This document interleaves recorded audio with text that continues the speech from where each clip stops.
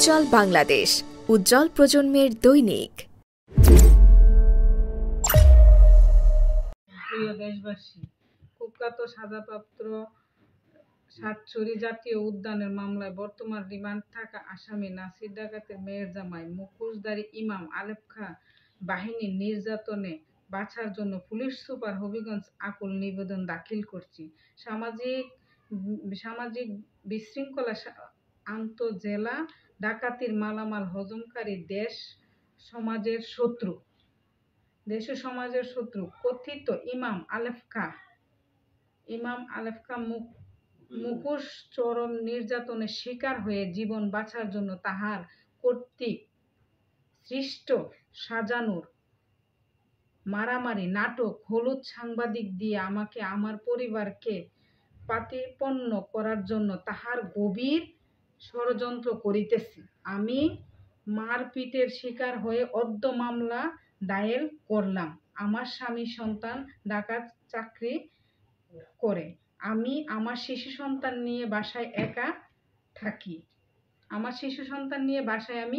থাকি। আমার যান মালামালের নিরাপত্তার জন্য ডাকাত বাহিনীর প্রধান আলেপ খাঁ শ্বশুর নাসির ডাকাতের কবল থেকে বাঁচতে সম্মানিত দেশবাসীর পর্দার আড়ালে লুকিয়ে থাকা দেশ ও সমাজের শত্রু আলেপ খাঁর সমস্ত কুকর্ম বের করার জন্য আন্তরিক আহ্বান জানাচ্ছি। সমজদিপুর গ্রামের সর্বস্তরের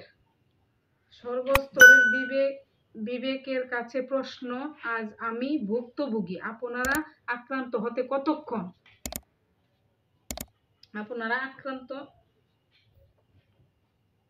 আমার কত সময় লাগবে? আসুন গভীর রাতে দেশ ও সমাজের শত্রুকে পরিবর্তন করি। শুনেন দেশবাসীর কাছে আমার কথা। সমজদিপুর মসজিদের ইমাম সাহেব আলেপ খাঁ নাসির ডাকাতের মেয়ের জামাই। সে আমার উঠান দিয়া প্রতিনিয়তই যাতায়াত করে, তার বাসায় আসা যাওয়া করে প্রতি সময়। তখন কোনো সময় রাত্রে 11টা-12টার দিকে সে বাসায় যায়, আবার তাহাজ্জুদের সময় যায়। এরই মাঝে তার শ্বশুর তার সাথে ইদানিং গত 15-20 দিন আগে তার সাথে দেখা করে। আমার উঠানে ভীষণ যন্ত্রণা, 10-12 জন মানুষ নিয়ে তার সাথে দেখা করতে আসে। তার কাছে মাল টাল যা কিছু আছে সবকিছু আসে।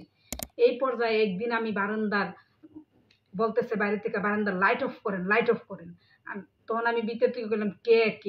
সে বলতেছে, আমি আলেপ খাঁ হুজুর, লাইটটা একটু অফ করেন। তখন আমি দরজা খুলে দিই, তার সাথে 15-20 জন মানুষ সাথে নিয়ে আমার উঠানে দাঁড়ানো। তখন আমি ভয় পাইছি। কইছে, যা দেখবার দেখছেন, কোনো শব্দ করতে পারবেন না, চুপ। যদি শব্দ করেন তাহলে পরিস্থিতি ভয়াবহ হবে। তখন আমি নিরীহভাবে ঘরে সরে গেলাম। তখন আস্তে আস্তে তার ব্যবহার আমার প্রতি নিকৃষ্ট হয়ে উঠল। তখন সে আমার হুমকি দিল, যদি এই কথাটা অন্য কেউ, পার্শ্ববর্তী কেউ জানে, তাহলে তোমার শিশু সন্তানের উপরে আমি আঘাত করব, তোমার সন্তানটা আমি মাইরা ঘুম করে এলাম। এইভাবে চলাকালীন তার সাথে আমার শত্রুতা সৃষ্টি হয়। এই বিষয়টা নিয়ে আমার ছেলের উপরে সে যা পারতাছে তাই অভিযোগ উঠাইতেছে। আমার ছেলে কি ওইরকম প্রশাসনের কাছে এটাই আবেদন জানাচ্ছি যে আমার রাস্তার পাশে আমার বাড়ি, আমি নিরাপত্তার জন্য আমার শিশু সন্তানকে নিয়ে একা থাকি বাড়িতে। ওদের অত্যাচার থেকে কিভাবে আমি বাঁচতে পারি? সেনাবাহিনী, সেনাপ্রধান এবং দেশের যত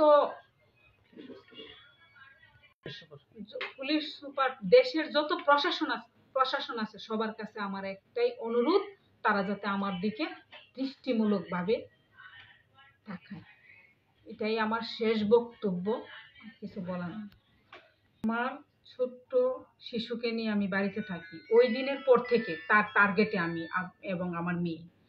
তখন আমার মেয়ের যেদিকেই ওই দেখে অন্যরকম নজরে সে তাকায়। তার মারার একটা ভূমিকা থাকে তার চোখের মধ্যে, কিরকম কিরকম ভাব থাকে। তার টার্গেট আমার মেয়েরে যদি সরাইলা তাহলে আমি একা, আমারও সরাই দিতে তার সময় লাগবে না। তার বাহিনী নিয়ে আমার উঠানে আসার উদ্দেশ্য হয়েছে। দেশবাসীর কাছে এটাই, আমার মেয়ের উপরে অনেক আঘাত, অনেক অত্যাচার করছে, যা মানে আকুল, মানে কুয়ার মতো কোনো ভাষা নাই, বলার মতো কোনো ভাষা নেই। আমি সেনাবাহিনীর কাছে ফেস টু ফেসই দেখা করে আসছি, দেখায়ও আসছি, এবং আবার পরবর্তীতে আমি আবার মোবাইল লাইফে সামনে এসে সবার কাছে জানাইতেছি। আমি বিচার চাইতেছি যে আমার শিশু সন্তানের উপরে কেন এই ইমাম নির্মম অত্যাচার করবে।